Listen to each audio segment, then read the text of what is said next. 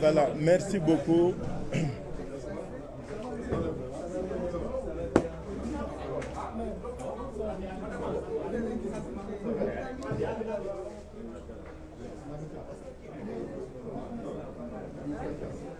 Voilà, salaamaaleykum mbooloo mi.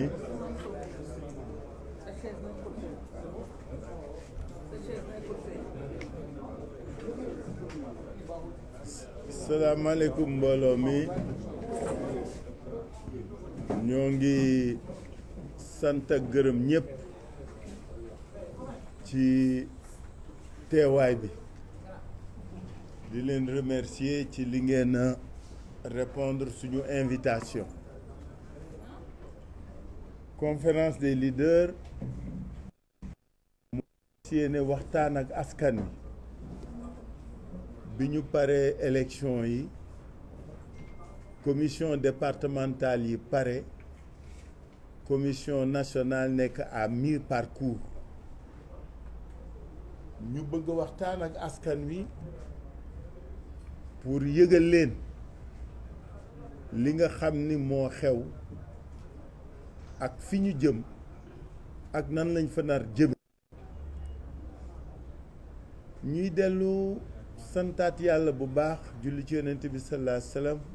gërëm sénégalaises yi ak sénégalais yi nekk Sénégal ak yi nekk diaspora parce que li ñëpp mën a seetlu te nangu ko mooy que ni ci élection yi sénégalais yi génn nañu voter massivement génn nañu voter clairement en faveur des patriotes, des citoyens, des Sénégalaises et des Sénégalais yi nga xam ni ñoo bëggal liggéeyal askan wi ñoo bëgg liggéey ak askan wi loolu c'est indéniable. Je crois que li ñëpp seetlu mooy bi ñu dooreeg léegi suñuy wax bariwul le camp d'en face parle beaucoup ñoo doon bàkku ñoo doon tëggu ñoo fi nekk di justifié wu mais fii ñu toll tey ci processus bi dafa laaj ñu jàkkaarloog askan wi wax leen fan lañu toll ci liggéey bi parce que nag bi ñu mujjee wax keroog dañ leen wax li nga xam ni moo doon projection yi ak perspective de résultat askan wépp d'accord au niveau de l'opinion, au niveau de la presse nationale et internationale ñëpp xam ni gouvernement Benno Bokk Yaakaar moom il vit ses dernières heures parce que ñëpp d'accord nañ ni gagné nañ leen su ngeen fàttalikoo yéen ñi doon seetaan organe de presse yi ngeen yor yéen ña ngeen jëkkoon invité discours yi ngeen doon dégg xamoon ngeen nan la mel wax ju sedd wax ju dal ay baat yuy lox looloo fa amoon parce que loolooy dëgg depuis 2 jours ñu assister ci ay manipulation ak proclamation yoo xam ni dañu bëgg askanu Sénégal ak askanu bitim réew xam ne lii raam jëm ca ñag ba du jur jàmm. ñu bëgg nag wax ko bala ñu ñuy reprocher ni waxu xamuñu ko woon, parce que sàcc ak fraude yi nga xam ni moom mooy raam du fi sotti. jéem a ëpp kees duñ ko nangu,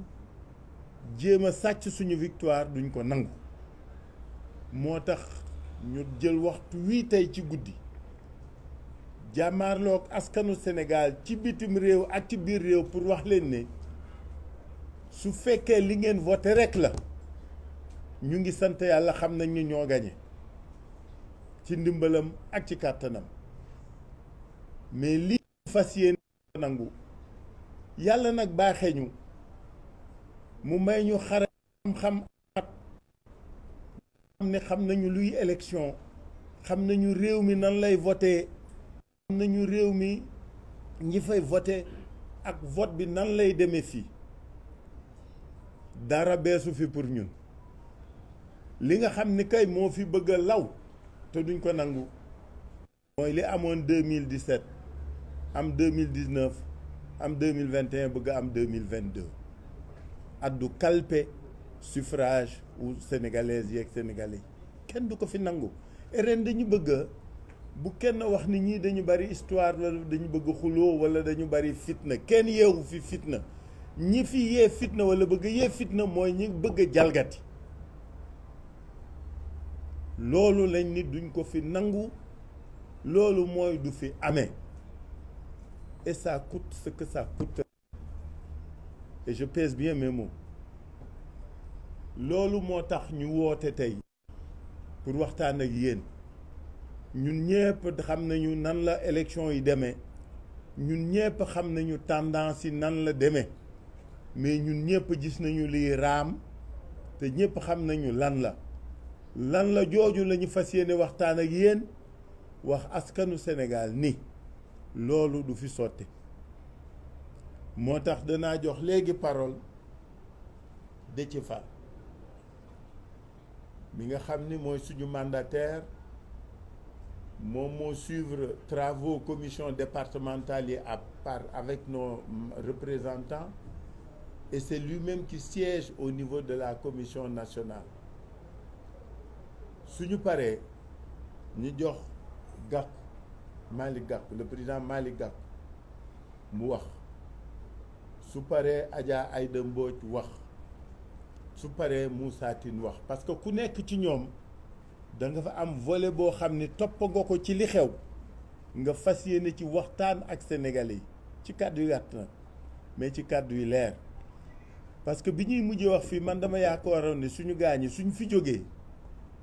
président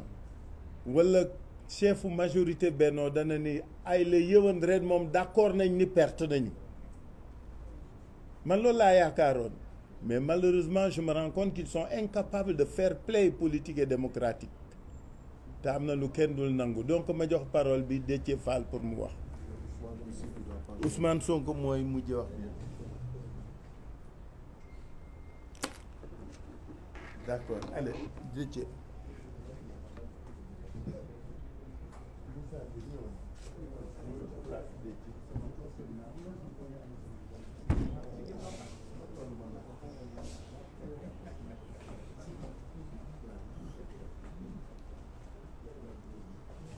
asalaamaaleykum. comme ni ko président waxee léegi, depuis démb à midi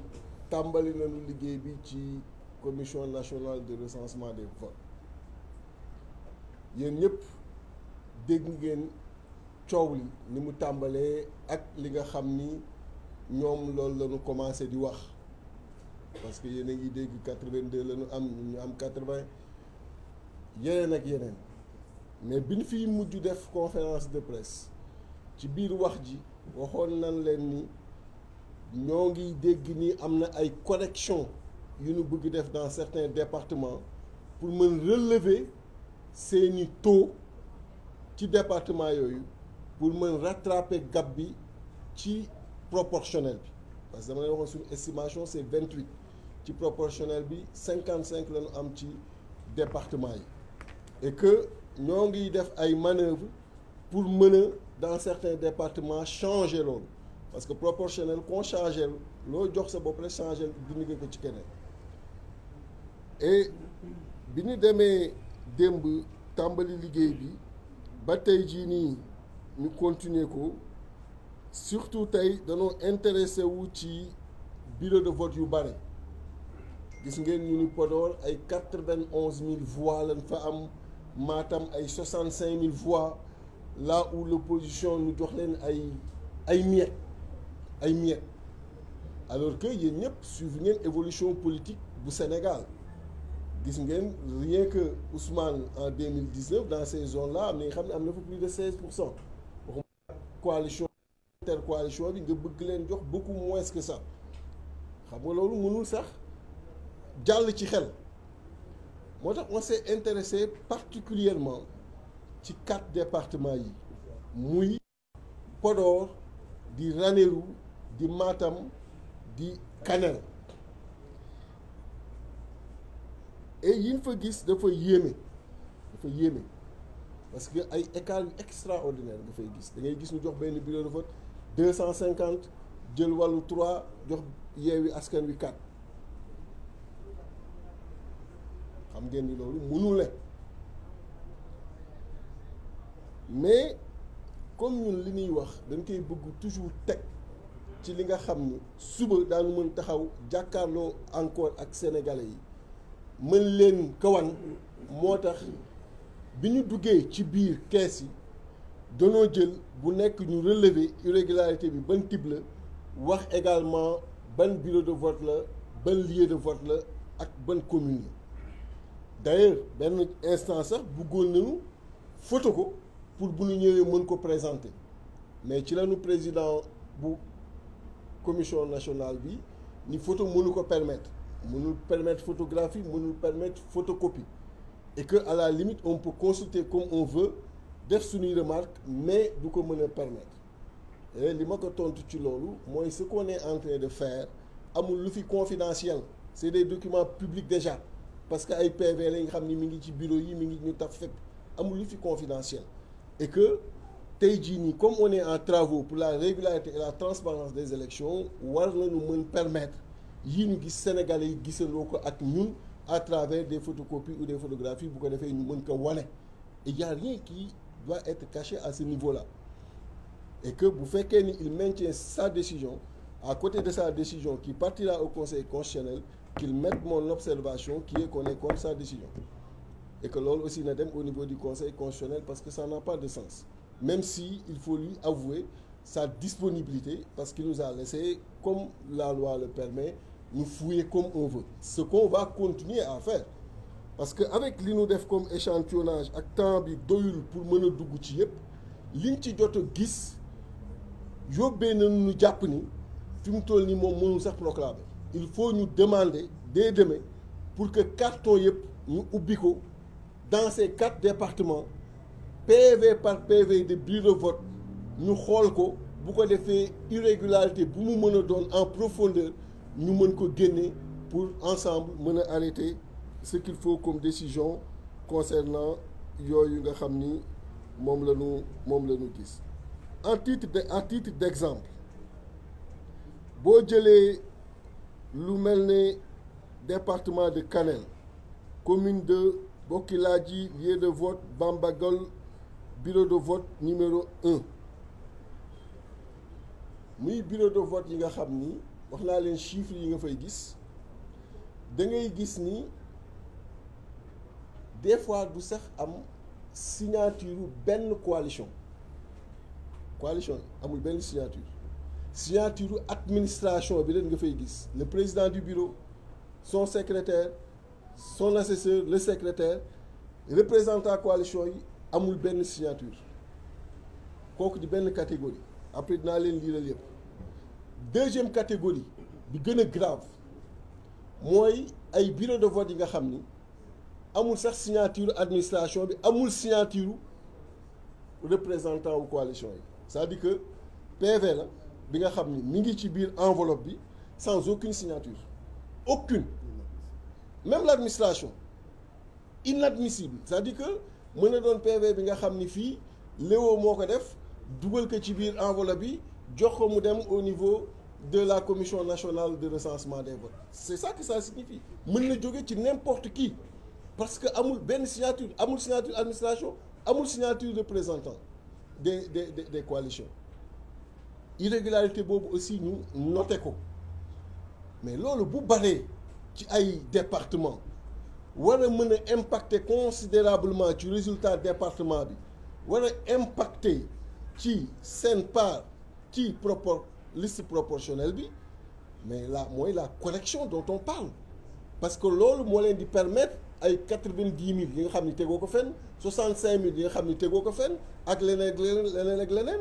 nga ni j'ai plus de 120 000 130 000 yu ma jël voix yu ma tegul fenn c'est ça qui te donne 2 députés de plus sur la proportionnelle et qui diminue 2 députés de la proportionnelle pour l'intercoalition Yewwi Wallu. Donc c'est cet exercice-là. Et j'ai lu un bureau de vote tout à l'heure, mais je vais vous lire yi ñu gis yëpp yi nga xam ni ci type d'irrégularité yooyu nga ci noté.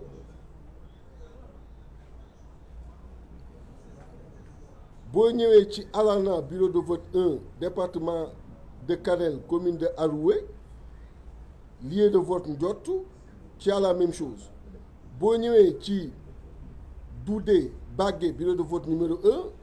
tu as ces irrégularités boo ñëwee ci commune de Aroué lieu de vote Lougoubal bureau de vote numéro 1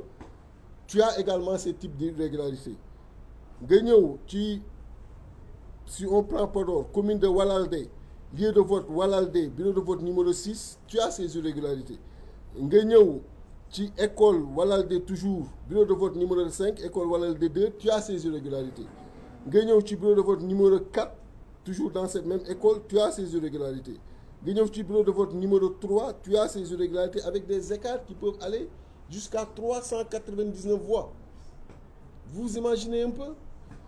nga ñëw ci commune de Mbolo Birane lieu de vote Galoya Peul bureau de vote numéro 2 tu as également des irrégularités nga ñëw ci bureau de vote numéro 3 dans le même lieu de vote tu as également ces irrégularités bureau de vote numéro 2 tu as également ces irrégularités ainsi de suite le bureau de vote numéro 8 de la commune de Galoya Toucouleur tu as également ces irrégularités le bureau de vote numéro 1 commune de Mbolo Birane Tilamol Diabanabé tu as également ces irrégularités commune Mbolo Birane lieu de vote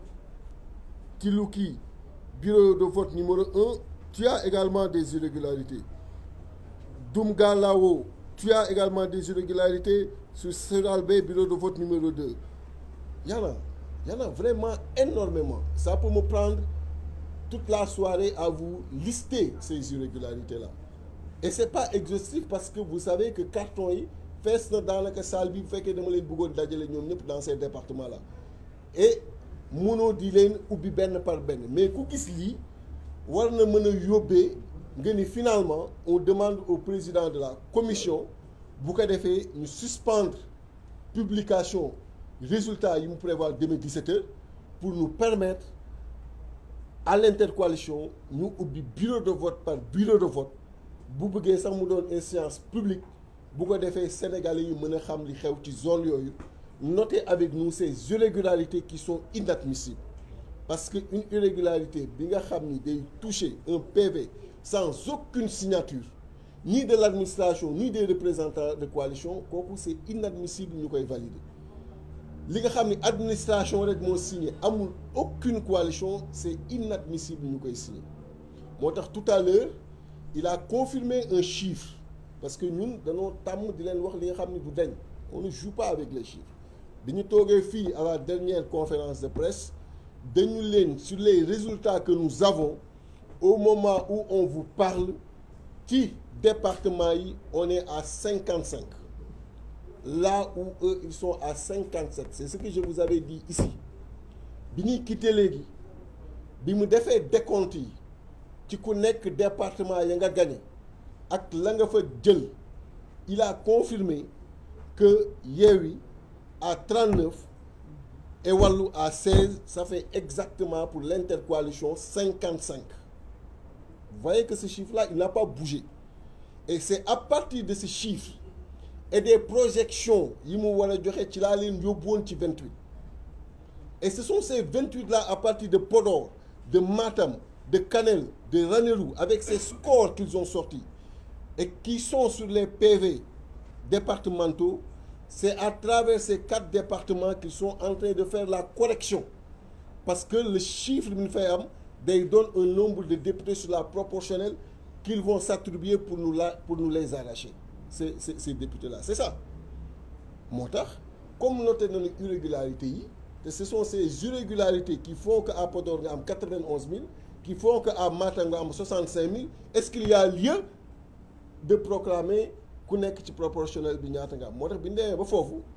ñu ni que mënu koo wax léegi proportionnel bi. Tu nous as confirmé sur les listes majoritaires parce qu'on ne badine pas avec les chiffres, mais ces irrégularités que nous avons notées, si elles doivent être traitées, elles vont impacter nécessairement sur la proportionnelle. Donc la proportionnelle ne peut être lue qu'après traitement de ces irrégularités. Et la profondeur de ces irrégularités va impacter en profondeur sur la répartition ci liste nationale bi. Et voilà. Mais demain, Inch'Allah, on va demander que nous ubbi carton yep, ubbi bureau de vote yep.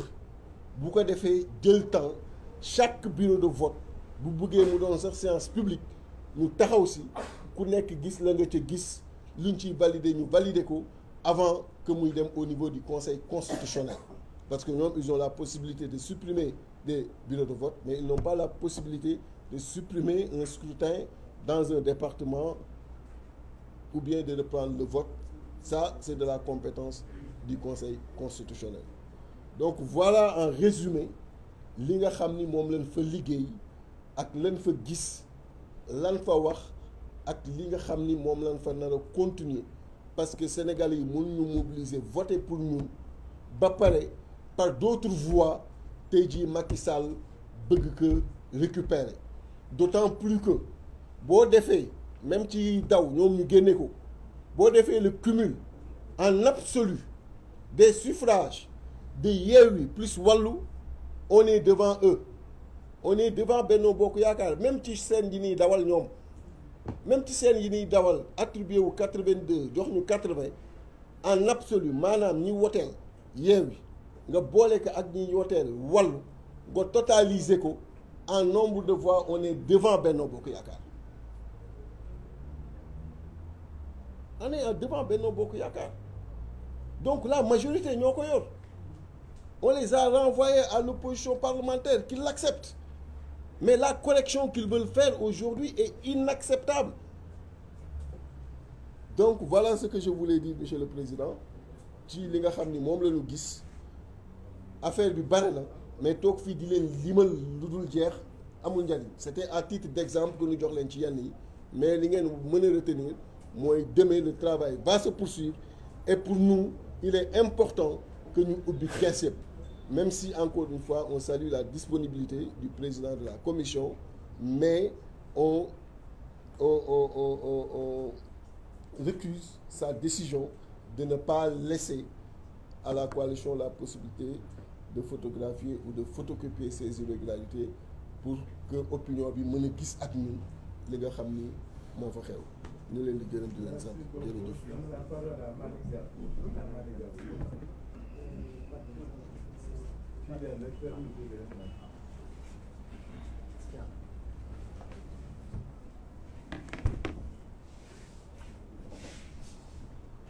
Merci. Je voudrais à mon tour vous remercier. Le monde entier sait parfaitement qu'à travers les élections législatives du 31 juillet 2022, que le pouvoir du président Macky Sall a perdu la majorité électorale au Sénégal. Cela est manifeste. Cela est concret et cela traduit la volonté fortement exprimée du peuple sénégalais de mettre en exergue les jalons du changement à travers l'intercoalition Yewwi Wallu. Le peuple sénégalais, mû par la défense intrinsèque de ses intérêts supérieurs, mais également pour faire dessiner à notre pays les contours d'une démocratie réelle, à même de générer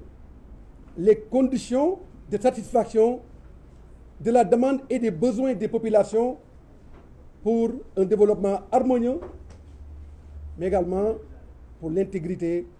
la souveraineté et des perspectives de rayonnement économique et social de notre nation. Le peuple sénégalais a donné la majorité à l'intercoalition Yewwi Wallu pour redresser ce pays, pour sauver le Sénégal et pour faire amorcer à notre pays un grand virage vers son développement, vers la démocratie et l'expression des libertés. Mais cela est clair et cela est déterminant. C'est la raison pour laquelle l'intercoalition Yewwi Wallu ne peut en aucune manière accepter l'inacceptable. Et l'inacceptable, non acceptable, c'est la volonté manifeste du président Macky Sall et de son gouvernement de confisquer la volonté populaire. Cela, nous ne l'accepterons pas et cela ne passera pas. Notre mandataire national, le président Déthié Fall, vient de le dire, c'est à travers un patchwork de mécanismes aussi alambiqués les uns les autres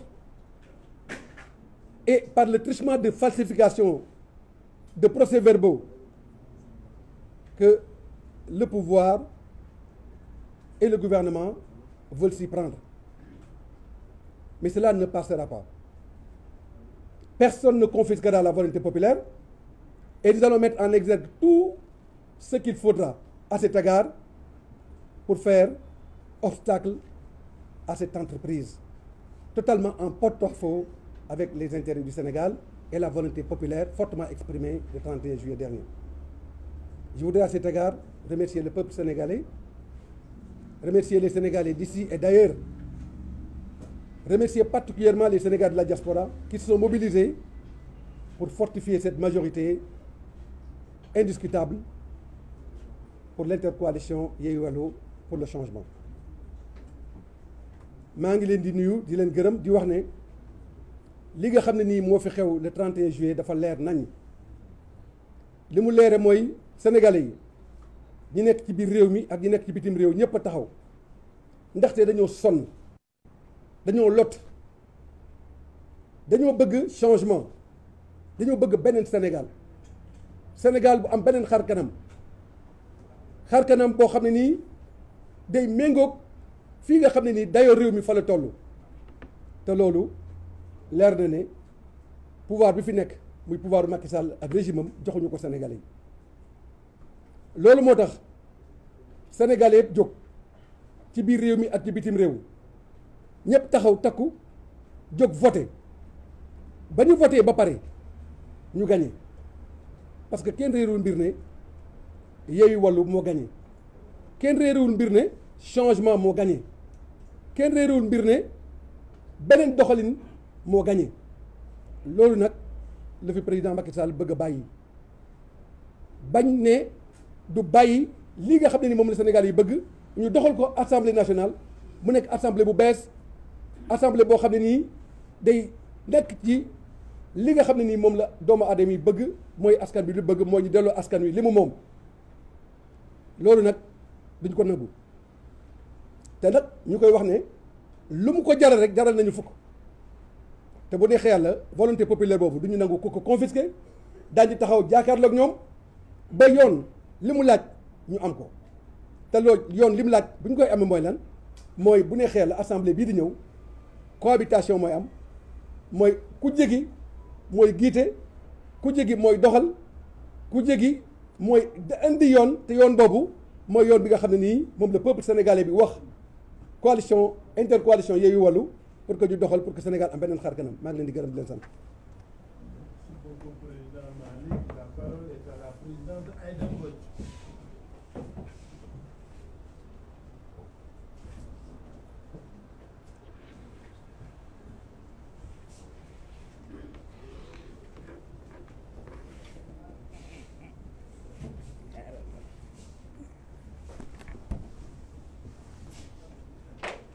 Je vous remercie, Monsieur le Président. asalaamaaleykum ñu ngi leen di nuyu. man dama jàpp ni tête de liste su Benno Bokk Yaakaar bi muy wax ci saasi ak patam-patam ji mu doon def pour gaaw wax nombre de départements boobu rek la avoué défaitam. te loolu langage d'initié la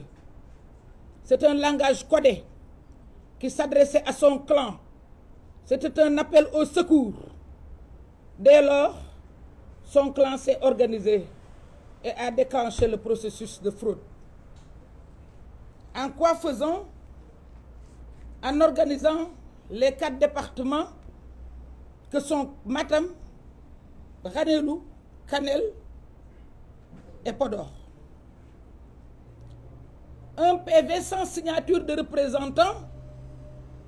c'est un produit de la fraude, c'est de la fraude pure. Ça veut dire que c'est un PV tombé de nulle part, fabriqué,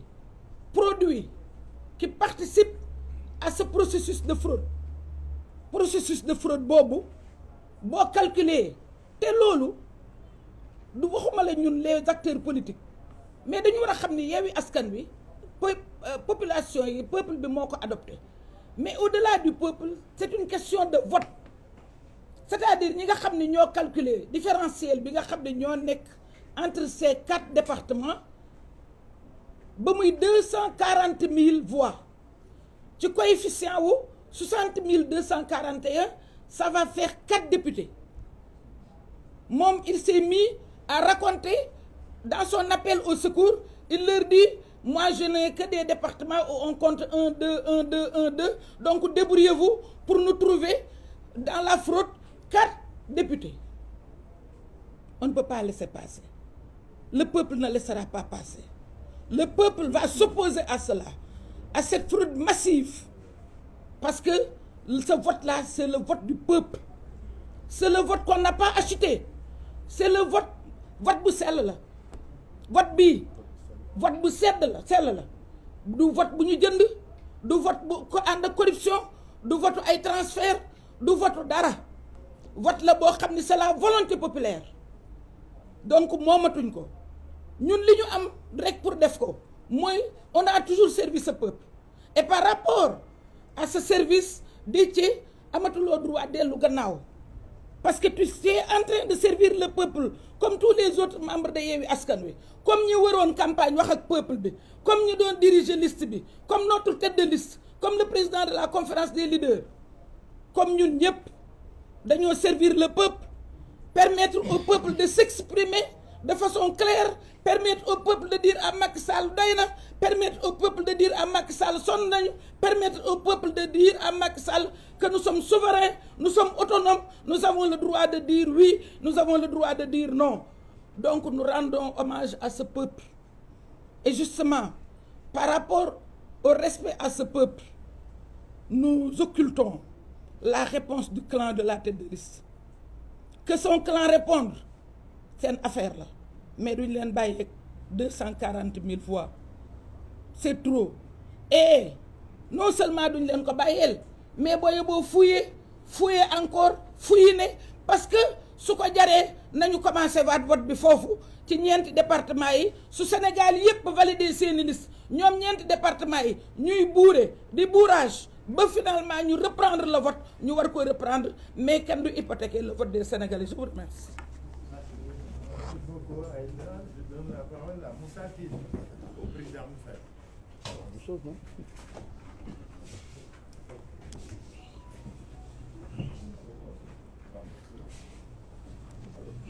Alors, je pense que àdduna moom nit bi ci jom jógee rek dara desatu fa. Je pense que foofu la ñu toll. Je pense qu'il faut quand même qu'on revienne à des fondamentaux. Nit bu ci jom jógee dara desatu fa. Mag ñi nag daan nañu koy yare waaye xamuñu woon lu muy tekki. Mënoo ñëw ñuy dem élection nga calomnier ñi jàpp ñi rendre ñi inéligible Sénégal yi ne ñoom la ba tey nga invalider suñu liste Sénégal yi ne ñoom la nga transhumer suñu responsable Sénégal yi ne ñoom la nga accater suñuy convoi def la ne Sénégal yi ne ñoom la ba léegi ñu ñëw ba tey ñu gañe la nga dem di wutiwaat ay pox ndoll yooyu jaar pour retourner waat la victoire jëlaat victoire nit ñi gis nga démocratie dafa am lu am solo la dernière expression de la volonté populaire en démocratie dafa am solo aujourd'hui Macky Sall benn problème la war a am mooy di xalaat ndax damay démissionner wala ndax damay continuer De Gaulle pour moins que ça De Gaulle a démissionné et c'était même pas une élection c'était un référendum mu dem il n'a pas obtenu la majorité qu'il voulait mu xam ne maintenant il ne peut plus gouverner ce pays-là parce qu'il est en situation de minorité. Il est parti en 1968, il a quitté le pouvoir. C'était le héros de la Seconde Guerre mondiale. Nous ici, aujourd'hui, dans les mêmes circonstances, on va vivre une situation extrêmement difficile. Pour la première fois au Sénégal, on va avoir une majorité présidentielle qui est différente de la majorité parlementaire. Bon, en France, quel est l'homme politique? Parce qu'il faut beaucoup de valeurs, il faut beaucoup d'humilité, il faut beaucoup de partage, il faut beaucoup de concertation pour gérer une situation bu mel ni bu ñuy dund Sénégal aujourd'hui. Au lieu nga am préoccupation seet naka laay def ba sortir mon pays de cette passe-là ngay xool nan laay def ba sàcc ay élections ñëw. Et en tous les cas de figure tu n'auras pas la majorité. Il y a quelque chose qui doit interpeller un homme politique. En tout cas boo amee esprit démocratique dès lors que tu te rends compte que tu es minoritaire dans le vote populaire yow sa bopp da nga war a néewlu nëbbatu laqatu waxatuloo fee. Parce qu'en démocratie il n'y a qu'une seule chose qui compte, c'est la majorité populaire. Vous ne l'avez plus. Macky Sall ne l'a plus. Il a perdu à la fois la majorité populaire et il a perdu aussi la majorité parlementaire. Les deux choses, il y a encore. Donc, moment d'introspection, et il ne faut pas qu'on vienne nous dire non, c'est lui le problème du Sénégal, c'est personne d'autre. Même quand il fait transhumer des gens, ici et là, il perd quand même l'élection. Le problème des Sénégalais, ce n'est pas l'entourage de Macky Sall, c'est personne d'autre, c'est Macky Sall lui-même. Il faut quand même qu'on tire les leçons de ce scrutin-là. On ne peut pas, et ça, aucun Sénégalais, amul benn Sénégalais, du mag, du ndaw, du góor, du jigéen, y a amul benn Sénégalais bu mën a xëy suba dégg Macky Sall ne gagné na élection yi d'une manière ou d'une autre. Il n'y en a pas. Donc ce pays-là a assez souffert de la violence politique. Wees nañu fu ñu wàcce si xeex si mbedd bi di kii. J'espère vraiment que cette fois-ci, Macky Sall pourra faire preuve de grandeur, au moins pour une fois dans sa vie. Dépasser samay bëgg bopp samay projection politique bopp xalaat ne ab askan lay jiit daf fi war a jóge bàyyi fi woy parce que de toutes les façons il va partir. Un signal qui est déjà lancé, c'est fini. Les Sénégalais n'y reviendront pas. Donc moment yooyu bu toogee nag da ngay dal nga xalaat xool nan lay def ba génn waaye yow xalaatoo lu dul nan lay sàccee nan lay def ba dëpp élection nan lay parce que ce que Déthié a dit il n'y a que deux possibilités et il faut d'ailleurs les féliciter. Tout d'abord le travail énorme qu'il a fourni, mais surtout aussi pour les mesures de sauvegarde et conservatoire ñu jël pour que la fa xew nit ñi mën ko mën a dëpp. du ñu ay xale ay magum jëmm lañ ko seqal ñaar rek moo mën a nekk ou da ngeen def burage d'urne ou bien ay bureau fictif la parce que bureau bu amul président bu signé procès verbal mënul nekk ci élection bureau bu amul assesseur bu signé mënul nekk ci élection. Bureau bu amul benn membre du bureau du vote, il y a personne d'autre, personne n'a signé le procès verbal. Comme on dit, comme dafa jekk ci Léo, on a dit peut-être Léo sax moo ko def wala keneen na ko def. Et vous osez, vous, dans une commission départementale, statuer sur un procès verbal bu mel noonu bu kenn signé wul. Quelle est aussi la probabilité pour que dans un lieu précis benn parti politique nekkul ci bureau de vote? On a dit bureau de vote entre des fonctionnaires. Qu'est-ce que c'est? Simplement, personne d'autre n'est là. écoutez le Sénégalais am na loo xamante ne war nañ ko xam nag mën nañoo nangu leen nanguwaat lii nanguwaat leen nanguwaat mais am na benn instant boo xamante ne am na loo xamante du jàll. gis nga dañuy wax souvent ne yàlla day bind nga effacé mu bindaat nga effacé waat mu bindaat nga effacé waat waaye bu ñettee yow sa bopp lay effacé. démocratie aussi ça fonctionne comme ça gis nga askan day bind nga effacé mu bindaat nga effacé waat ñetteel bi yow dañuy effacé et c'est ça qui risque d'arriver dans ce pays-là. Nous sommes dans un moment trouble dans un moment de réflexion boo xamante ne am na lu ñu war a bàyyi xel am na lu mun a nekk ak lu mënut a nekk. Nous avons été très responsables durant cette campagne-là.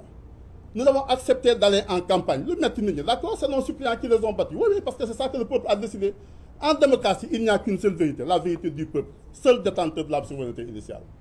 Ce peuple-là a parlé. Il a dit voilà ce qu'il veut. Yéen laa bëgg ngeen représenté au niveau de l'Assemblée nationale. joxoon naa Macky Sall lépp joxoon naa ko majorité présidentielle joxoon naa ko majorité parlementaire. Au lieu mu utiliser ko pour gouvernement mu jàpp di jël ay nit di tëj ci kaso bi di rey ay nit di détourner alal di jaay bien askan bi jaay suñu pétrole jaay suñu gaz jaay suñu géej comme le dit notre tête de liste. askan wi ne bii yoon nag bëggatuma loolu xam nga lu ma bëgg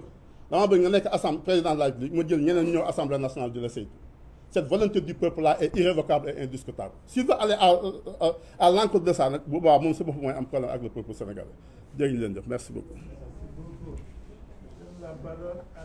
au coordonnateur, le président Cheikh Youm. Le coordonnateur, le président. Bon, coordonnateur du PUR. Voilà. Bonjour, mesdames, messieurs les journalistes. Dans le prolongement de mes prédécesseurs, vous conviendrez avec moi que le voleur a été attrapé. La main dans le sac, exactement. Le 31 juillet, je dirais même le 1er août, puisque la tragicomédie que nous avons assistée au niveau de la galaxie du cheval a été jouée le 1er août. Lors de cet épisode, l'auteur principal, en l'occurrence la tête de liste de la coalition Benno Bokk Yakaar, avec beaucoup de légèreté, nous citait des départements que la dite coalition aurait gagnés, sans aucune preuve, comme à l'accoutumée. 48 heures, c'est-à-dire lundi dernier, nous avons tenu ici un point de presse avec des chiffres et des preuves à l'appui, ce qui est le fort, reconnaissez-le, de la coalition Yewwi Askan Wi. La coalition Yewwi Askan Wi, tout ce qu'elle dit, avec l'intercoalition Wallu, tout ce qu'on nous disions, nous le basons sur des preuves. Encore une fois de plus, Déthié Fall qui a plusieurs casquettes, de chasseur, de pêcheur, d'investigateur, et encore retourné à la chasse et a eu un résultat impressionnant qu'il vous a expliqué tout à l'heure. Ceci pour vous dire qu'aujourd'hui, on est en face de gens qui gouvernent mal, qui volent mal, qui gèrent mal et qui trichent mal. Vous savez, quand on est nul et incompétent, c'est pas pour un seul jour, c'est pour toujours. Macky Sall, depuis 2012, terrorise le peuple sénégalais. Depuis 2012, rend, élargit, augmente la pauvreté. À un moment donné, il appartient au peuple de lui dire stop. Et je pense qu'il est temps que ce peuple digne lui dise stop. li ñu jàng ci li nga xam ne ni moom la Déthié Fall wax andi ko ci ak ay preuves yu leer mooy li nga xam ne moom le président Ousmane Sonko di wax te ñu bëri di ko ŋàññi moo di fonctionnaires yi bëri na ci ñoo xamante ne nii seen liggéey defuñu ko bëri na ci ñoo xamante ne nii seen liggéey suba ba ngoon mooy ñu taal dëkk bi. Comment pouvez-vous imaginer un bureau de vote où il n'y a même pas les représentants de l'État, de la coalition Benno Bokk Yakaar? Ce qui voudrait dire que dans ces bureaux de vote, l'administration, les fonctionnaires qui étaient dans ces bureaux de vote-là ont reçu des commandes qu'ils ont exécutées froidement. Ils ont créé des procès-verbaux qu'ils ont signés eux-mêmes et pensant que l'intercoalition Yewwi Askan Wi Wallu était des bras cassés,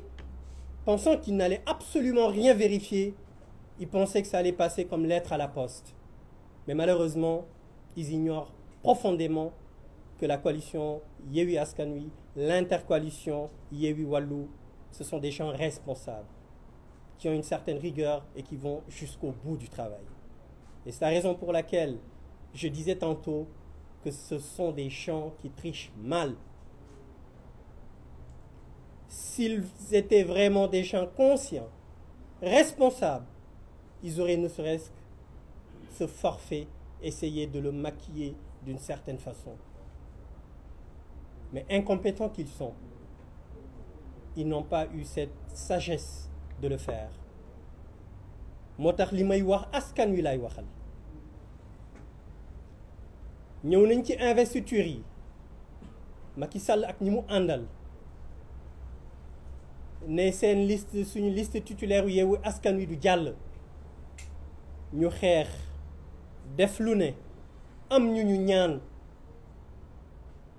ñun ñu xam dans notre profonde conviction que ni même suñu ay suppléants danañ leen tëj ñu ne leen léegi danañu wàcce ci terrain bi ànd ak suñu ay suppléants ñu taxaw wan leen ne le bëggu leen ñu bokk waaye suñu ay suppléants danañ leen tëj puisque Sénégalais yi bëggatuñ leen ñu ngeen gis li xew ci campagne bi moom laa doon wax barke démb fu ñu génn ñëpp ànd ak ñun ñoom fu ñu génn ñu leen di yuuxoo ñu ñëw ci élection bi sénégalais yëpp ànd ak ñun votel intercoalition Yewwi Wallu waaw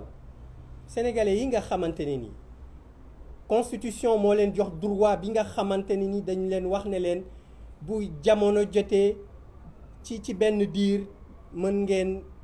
exprimer wu ngeen changer ñi leen di représenter assemblée nationale ñu jël droit boobu exercer ko ba ñu ko exercer ci seen choix ñu jiital l'intercoalition Yewwi Wallu wan ne Macky Sall bëggatuñ la doyal nañ ci yow demal Macky Sall nag ne leen yéen askanu Sénégal bëggatu leen ma doyal ngeen ci man waaye duma dem fi lay toog askan wi wax ko ne ko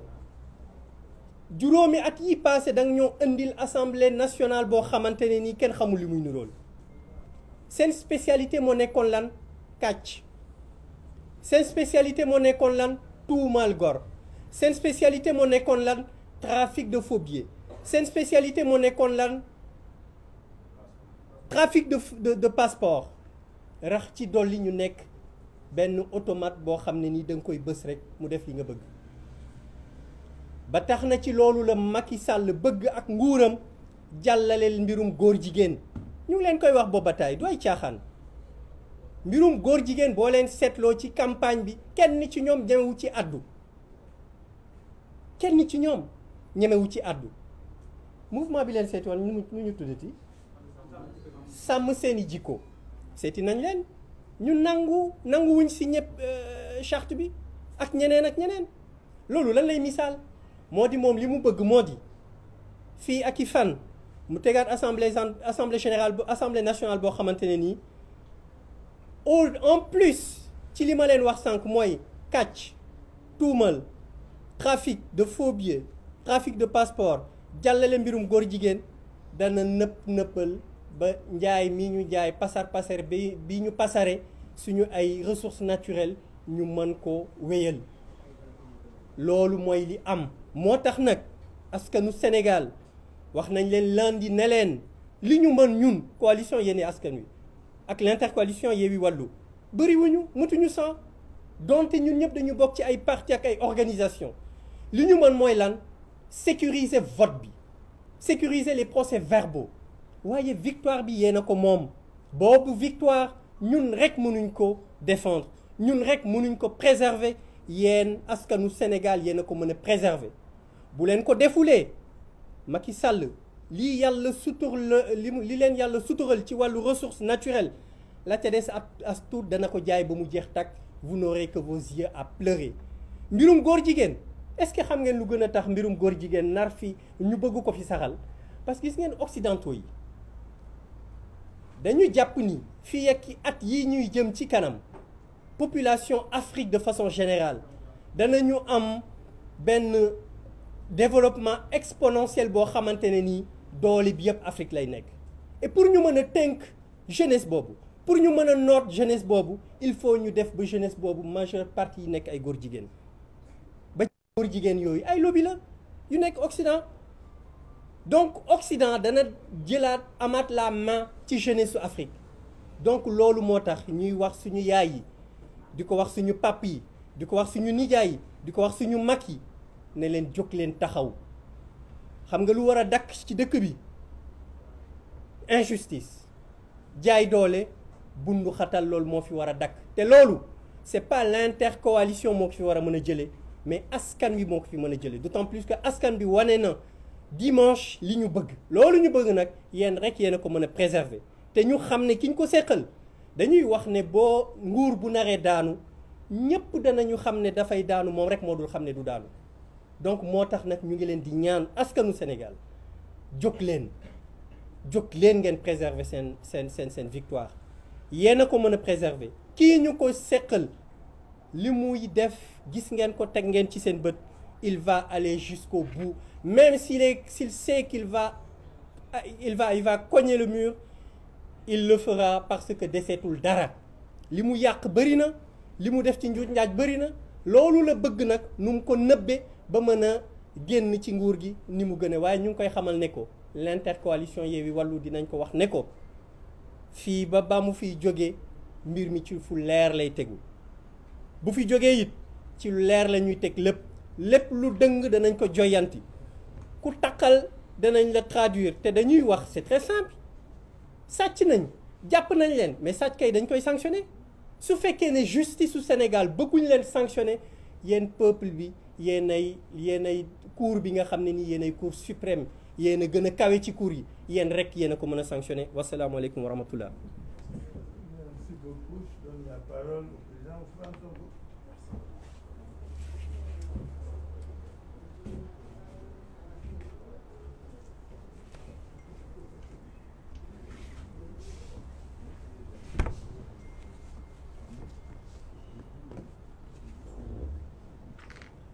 mbokk yi asalaamaaleykum ñu essayer tënk ci quelques kàddu rek li ñu war a wax ci situation bi ñuy dund di doore sama kàddu ci jaajëfal askanu Sénégal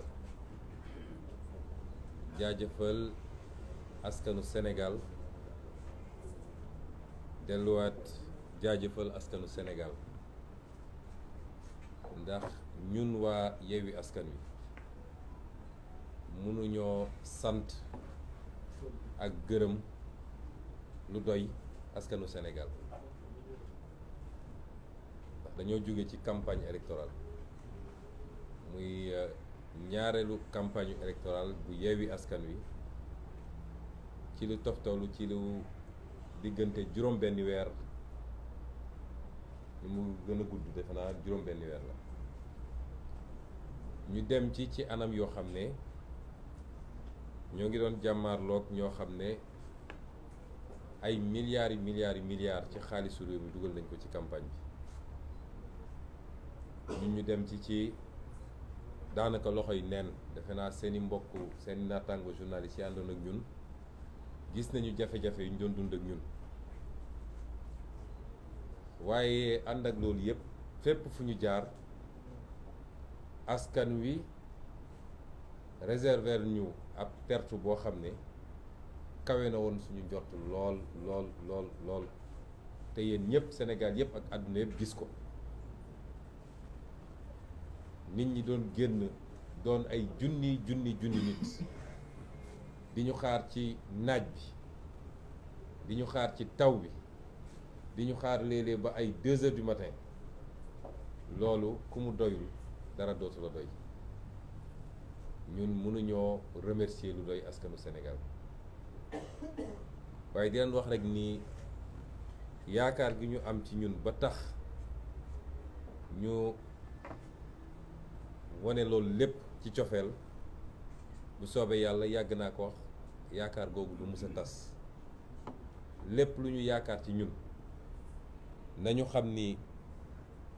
suñu ngor suñu bëgg-bëgg ci réew mi weesu na foofu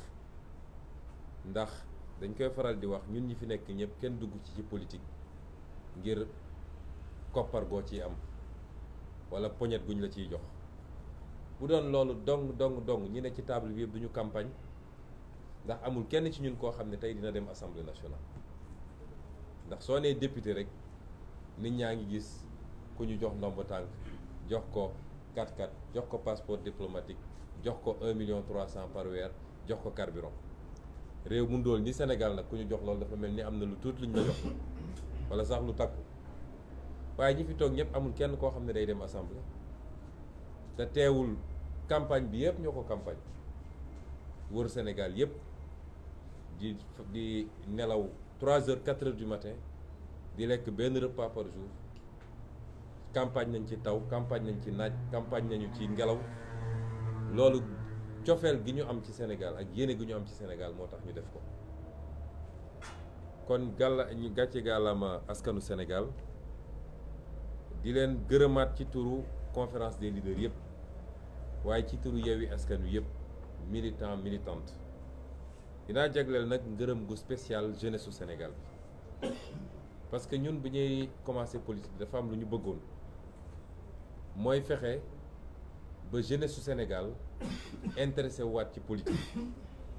ndax fexewoon nañ ba gëmloo jeune kuy jeune rek ni yow politique dafa salte mbirum mag ñi la bu mu la intéressé te loolu musiba la ci réew moo xam ne 65% ay ndaw lañu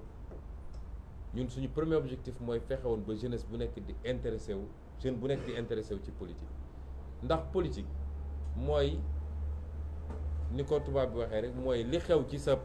jamono ak sa société nga fexe ba sa loxo nekk ci lépp lu koy defar nga fekkee ko c'est l'art de gérer la société loolu mooy politique liñ leen mësa woon yëpp du politique ndax nit ñi sàcc alal réew mi jënd ay militants loolu du politique dige loo dul def loolu yëpp du politique moo tax ñun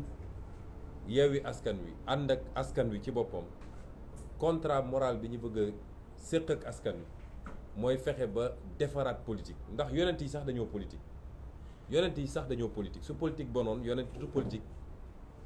ndax yonent samp na état nekk président de la république loolu mooy politique mooy defar société bi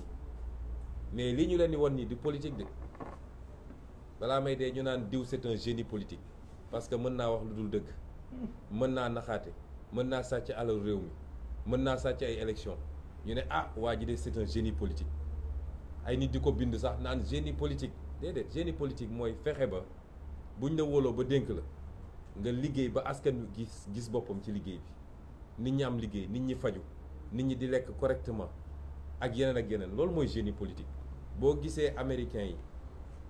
jël seeni présidents yu mag yi ay Lincoln ay truc di leen teg fu sori parce que ñooñu dañoo def loo xam ne ba léegi ñoom ñi gis jeexital bi ci liggéey bi waaye njuuj njaaj rek ñu naan waa ji moo ay ci politique waa ji politicien la ñun de suñuy doom ak suñuy sët dañoo bëgg ñu am beneen image ci politicien mooy kuy defar ku bëgg réewam gëm réewam jiital intérêt réewam ci lépp loolu mooy politique kon contrat moral boobu ñu séq ak askan wi moo andi lii ñu am ci élection bi ndax élection bi gagné nañ loolu du lu ñuy laam-laame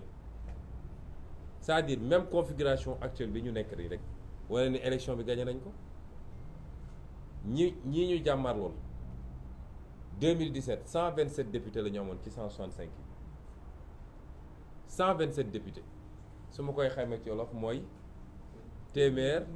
ak ñaar fukk ak juróom ñaar ci téeméer ci soo dajalee député yëpp téeméer ak juróom benn fukk ak juróom ñoom loolu la ñu amoon. ñenn ñi nga xam ne duggoon nañu assemblée ci beneen anam ne ay indépendant lañu di rocceeku benn di dem di leen fekki ba daanaka bi mandat bi di jeex nii gëm naa ni waroon nañu mat ñoom 140 députés soo seetee non inscrits yi demoon fekki leen kenn xam mu toll. donc ku yoroon lu toll noonu ci assemblée bi ñu génn tey ngay xeex naan am naa 82 wala aw ma ko ndax pour am majorité 83 nga war a am kon élection bi ñàkk nañ ko ba noppi ak lu munti am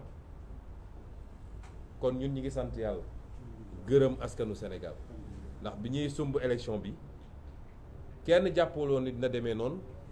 d'autant que nag li gën a yéeme ci mbir mi mooy équipe B moo leen duma remplaçant moo leen duma ndax ba tey ji Sénégalais yu bëri soo leen ne kan tête de liste bi officielle bi ñu bëri xamuñu ko équipe B moo leen duma kon équipe A bu compétiroon fu ñu jëm loolu moo doy waar ci mbir mi ñun ñu ngi dellu sant yàlla bu baax di wax nag ni défaite bi mënoon na gën a garaaw ci ñoom bu dul woon yenn yi nga xam ne am na bokk na ci intercoalition Yewwi Wallu dox na bu baax nag waaye desoon na tuuti ñenn ñu ko comprendre ndax soo jëlee fu mel ni Louga ñi sànnil carte Wallu bu ñu juumuloon ba sànnil ko Yewwi ñun ñoo gagné Louga avec plus de 2000 voix d'écart noonu la amee ci Mbour noonu la amee ci Bounkiling nga xam ne ñoom waa Yewwi suñu juumul woon dem voteel Wallu ni ñu ko waroon defee ñoom ñi ngi am écartu 700 voix te ñi voteel Yewwi foofu te waroon voteel Wallu 900 lañu kon bu amuloon incompréhension yooyu ci ñenn ñi tey fii ñu toog di wax sax naan est-ce que majorité am na wala déet kenn du ko wax kon ñoom daanuwuñu dañu xalangu bay mbërëgu loolu moo am kon lan moo tax sénégalais yi voteel Yewwi ak Wallu ak lan moo tax ñu sanctionné leen loolu dafa baax ñu rappeler ko parce que vote bu nekk dafa war a am explication de vote dañu war a xam li tax lii am néew ma damaa nekk ci boppu sénégalais bu ne waaye ñun pendant 14 jours wër nañu Sénégal dafa am discours bu ñu tenir Sénégal discours boobu dafa am première partie déconstruire et deuxième partie proposer lan la ñu déconstruire mooy fàttali nañu sénégalais yi Macky Sall depuis fukki at ak benn mi ngi ci bopp Sénégal lan mooy bilan Macky Sall bu ñu mën a teg mooy dóore tëje complot pour liquider des gens joxe ay instructions ñu rey ay nit ci ay manifestations lan mooy bilan Macky Sall mooy yàq justice bi yaxeet ba tey amul benn sénégalais bu naw justice su Sénégal lan mooy bilan Macky Sall mooy dund gi cher na ba sénégalais yi fi mu ne nii sonn nañu sonn goo xam ne kenn mënu koo wax du doon jar fukk tey mu ngay jar ñaar fukk wala ñaar fukk ak juróom lan mooy bilan sénégalais Macky Sall du moins mooy faju jafe na ci réew mi faju jafe na ci réew mi non seulement cher na mais jafe na ci réew mi lan mooy bilan sénégalais Macky Sall du moins mooy njàng mi sooxe na ci anam goo xam ne mara détail yi lan mooy bilan Macky Sall mooy liggéey amul ci réew mi rawatina ndaw ñi chômage endémique ñiy génn chaque année ci marché du travail moins d'un dixième ñoom ñoo mën a am insertion pour am liggéey ñi ci des ñëpp suñu dawalul Jakarta ña nga toog ci grand place yi lan mooy bilan Macky Sall mooy li ñu yàlla wërsëgale ci ay ressources ay richesses nga xam ne moom la ñu waroon nag jàpp ndax yàlla bu la tàccoo comme ni ñu koy waxee nga sàggan ba keneen ñëw fecc ko yàlla jox ñu pétrole jox ñu gaz jox ñu zircon jox ñu phosphate jox ñu géej goo xam ne lu tey nga gis Macky Sall jël yépp jaay ko tubaab yi ba tey jii ay 10% la ñu am en terme de part ba pare ci répartition production yi lañ cey am lu néew la mënoon naa continuer di lim waaye lii lenn rek la waaye li ci gën a garaaw mooy lan mooy bilan Macky Sall mooy li la première richesse du Sénégal parce que première richesse du Sénégal du or du zircon du pétrole du gaz ay réew am nañ ko avant ñu fii biir Afrique te tey Sénégal leen gën a avancé lan mooy différence bi mooy jàmm ji ñu am paix sociale ak cohésion sociale kenn musu fa waxu xeet kenn mosu fee waxu diine kenn mosu fee féewale ay région ñetti président jaar nañ fi balaa Macky Sall kenn mosul dégg débat yooyu léegi la ñuy doog a dégg débat yooyu kon loolu mooy bilan Macky Sall te noonu lañ ko présenté Sénégalais yi loolu lañ ne il faut mu dañ fi lan la ñu teg à la place et ñu ne leen woon nag loolu mën nañ ko dooree assemblée nationale du moom mooy gouverner waaye cër bu am solo bi mu am mooy voter loi ndax loi te loi nag mooy société ku fi nekk ci presse loi moo ne lii mooy code bi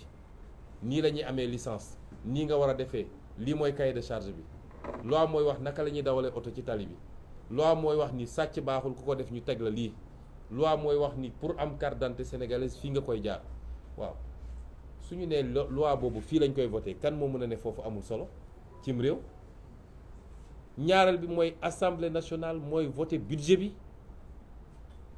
te budget nag wax dëgg yàlla suñu nee 6000 milliards nga am cim réew ñu ne budget bi moo koy tasaare lan mooy dem ci njàng lan mooy dem ci paj lan mooy dem ci napp gi lan mooy dem ci mbay mi lan mooy dem ci emploi ak yeneen kooku nga nekk cër boobu du cër bu am solo cim réew. ñu ne lan mooy rôle assemblée nationale encore ñu ne assemblée nationale mooy caytu nu ñu yoree réew mi contrôler action gouvernement kon loolu dañ ma bëgg wax ni loolu amul solo cim réew. ñu ne lan mooy rôle assemblée nationale ñu ne rôle de représentation mooy député mooy dugg ci askan wi xool lan mooy jàmbatu askan wi mun a dem assemblée nationale jooyal leen ko foofu kon cër bu ëpp cëru assemblée nationale cim réew amul. moo tax ñu ne woon Sénégalais bu ngeen ñu joxee majorité am na liggéey boo xam ne mën nañ ko commencer déjà yeggali ko nag bu soobee yàlla 2024 gannaaw bu ñu fi jëlee waa ji discours boobu la Sénégalais yi dégg ñu leen bu ngeen ñu joxee majorité suñ ñu andilee projet de loi 2023 nga xam ne moom la ñu war a examiner à partir de novembre bu dee projet de loi boobu intégré wul jiitalul lan liy yitte Sénégalais yi dañoo bëgg dund gi wàññeeku gaz bi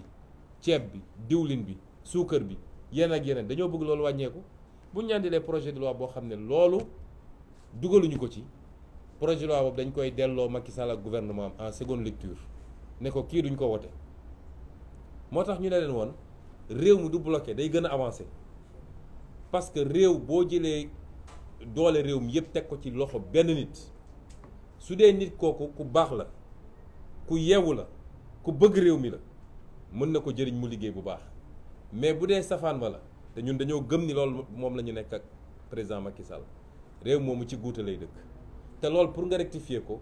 mooy il faut li tubaab naan le pouvoir limite le pouvoir il faut nga jël beneen doole jox ko ñeneen bu ko defee lu mu bëgg a def day obligé waxtaan ak ñooñu ñu ut consensus ci lan mooy intérêt réew mi lan mooy njëriñu réew mi ñu ne kon sénégalais bu ngeen ñu joxee majorité buñ ñu andilee budget boo xam ne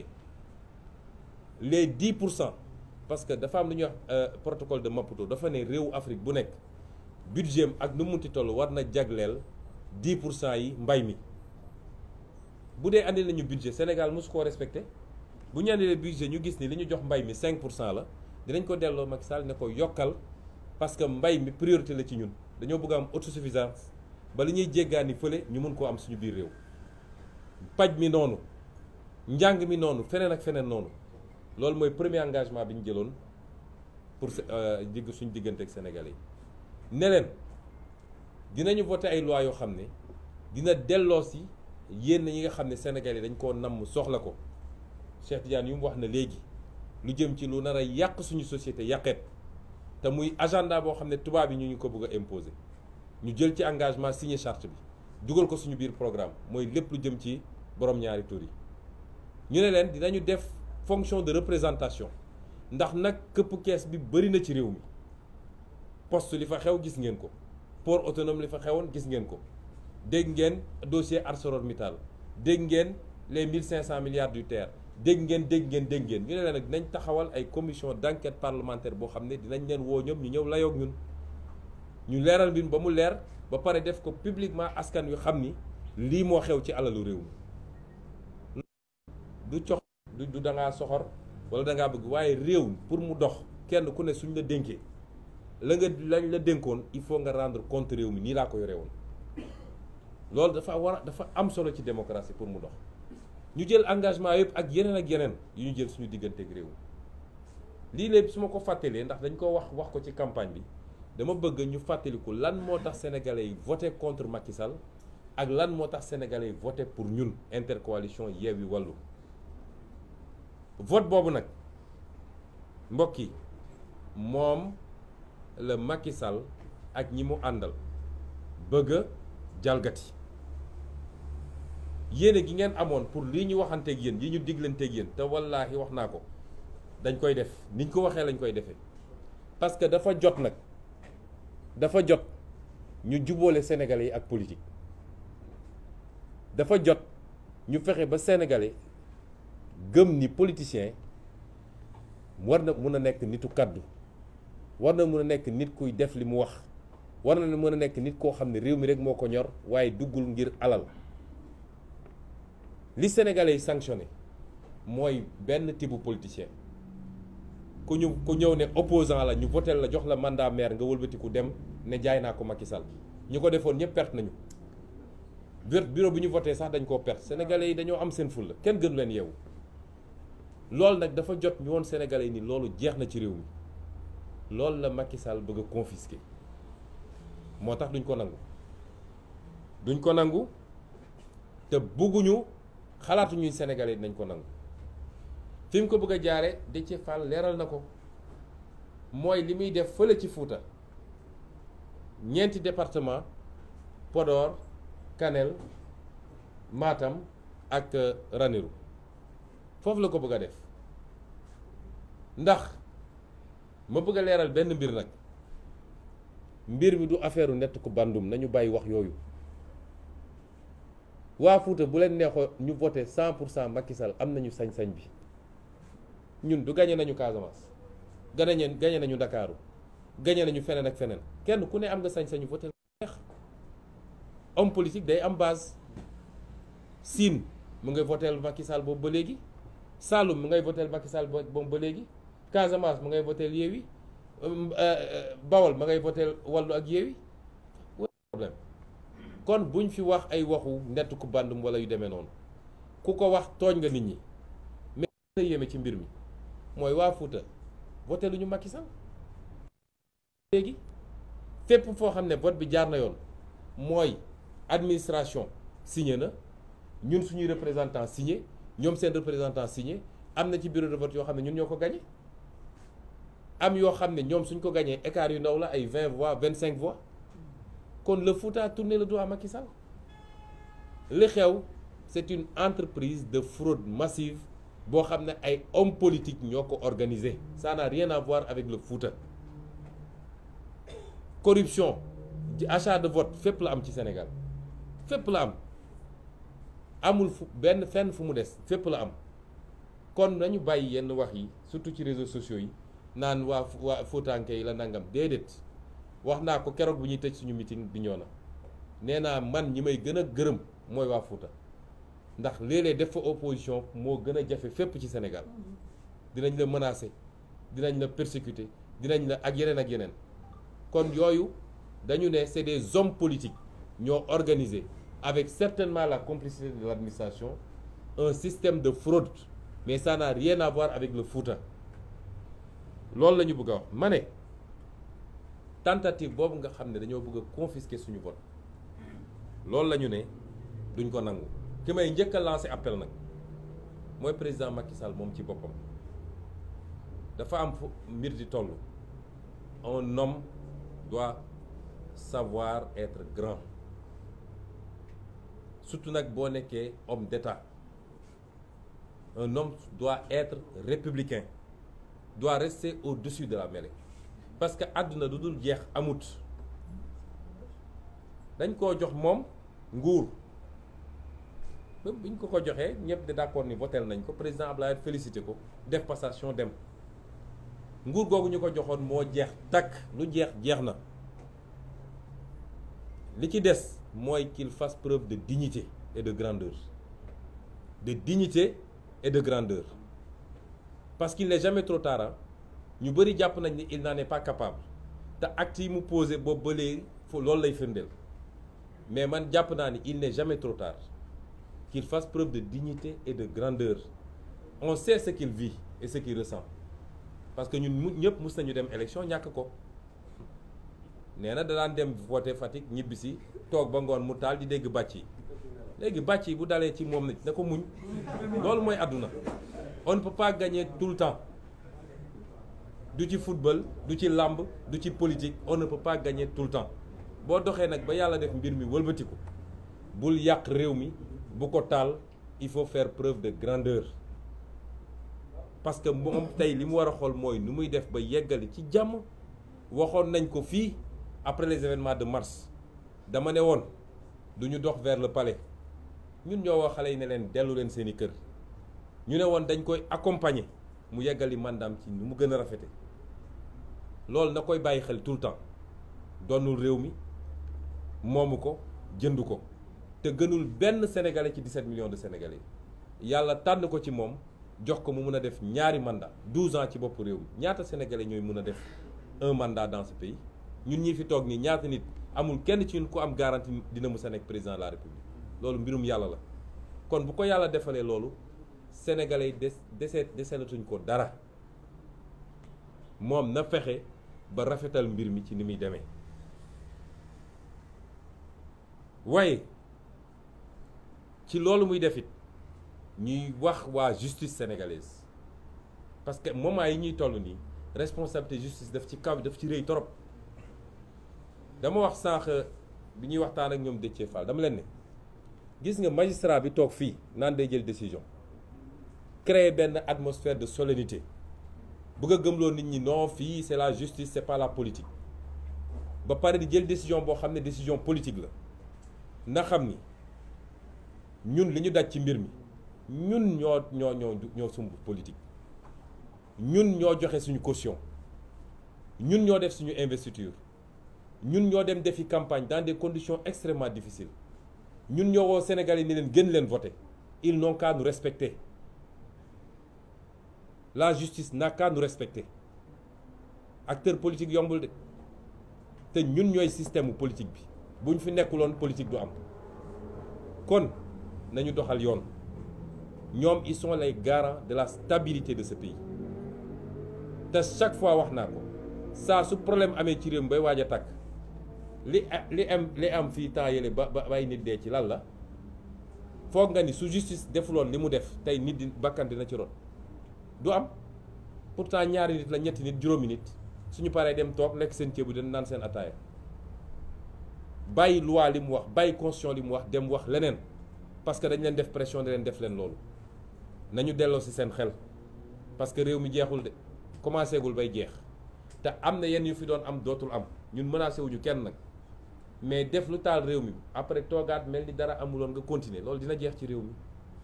kon ñuy lancer un appel à la justice li xew Fouta xam nañ ni loolu du élection il y a pas eu d'élection au Fouta c'est une mascarade te la ko andi yëpp mooy ñoom nu ñuy def ba rattrapé wu wax nañ ko suñu communiqué démb parce que ñoom lu ñu def suba ngoon jot fu ñu toog réunion ñun dinañ ko yëg objectif bi Macky Sall sant Antoine Diome mooy fexeel ba egg 82 députés parce que certainement am nañu garantie que dina am kenn peut-être ci plus fort yi peut-être ci suñu biir ñun am na ñu leen garantir ni dinañ leen mottali le 83e peut-être loolu la ñu am moo tax nu ñuy def ba li ñu amul ci liste départementale yi seen quotient seen voix ci quotient yi mënu leen ko may naka la ñuy def bay gonfler les chiffres au Fouta chiffres yooyu moo leen di permettre ñu rattraper 2 députés ou 3 députés loolu mooy exercice bi ñuy def nii moo tax ñu ne justice bi na jël responsabilité ce qui s'est passé là-bas c'est pas une élection te mënuñu ko nangu wax tamit ni ñoo ngi woo askan wi nag parce que dañoo wax ak Macky Sall jàpp ni pour une fois ñi koy wër di ko nax ne ko yaa fi nekk yaa yor doole koo xam ne 65% lañ la fale woon nga ñëw ne gagné nga 58% il y a 4 ans de cela tey nga ñëw di xëccoo ay 45%. ñun on a 1,500,000 voix et quelques moom il a 1,480,000 voix et quelques kon xam nga ni kooku te loolu boolewuñ ci yeneen di si li ñu am kooku ñàkk na réew mi ñi ko doon nax bu dee dese na ko tuuti xel dina xam ni loolu ñii dañ koy dugal rek mais comme dañ ko lancé appel ne ko na dellu si xelam na revenir sur terre lañ ko bëgg a wax mooy su ko deful it dinañu fekk fii parce que dafa am yoo xam ne mënul am ci réew mi moo tax ma woo askanu Sénégal à défendre son suffrage par tout moyen nécessaire bu dee dañ ko bëgg a foqati askanu Sénégal la waxal rawatina jeunes yi nañ ñu déglu nag fan yi di ñëw parce que processus bi jeexagul peut-être suba wala gannaaw suba dinañ proclamer les résultats provisoires bu dee dañu maintenir les fraudes de qui sont passées au Fouta dinañ def recours ci conseil constitutionnel waaye nañu askan wi déglu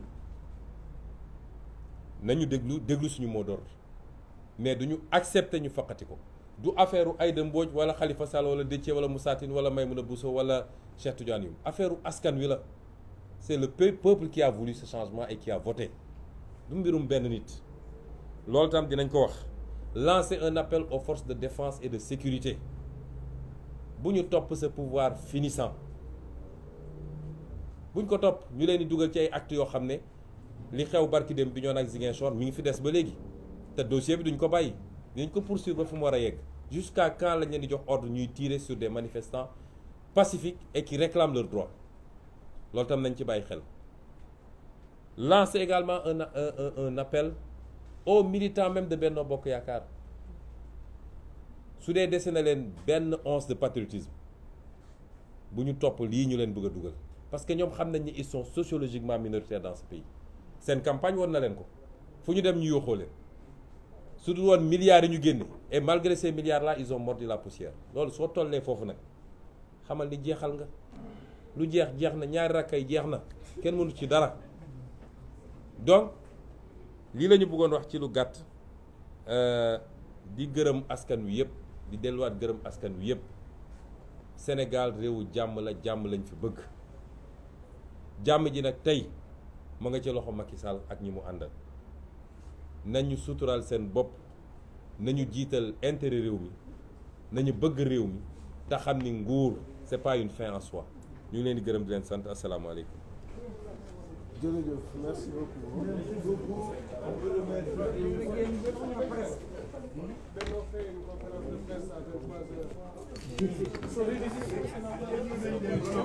C'est l'opposition maintenant. Pouvoir détecter l'opposition. Pouvoir détecter l'opposition.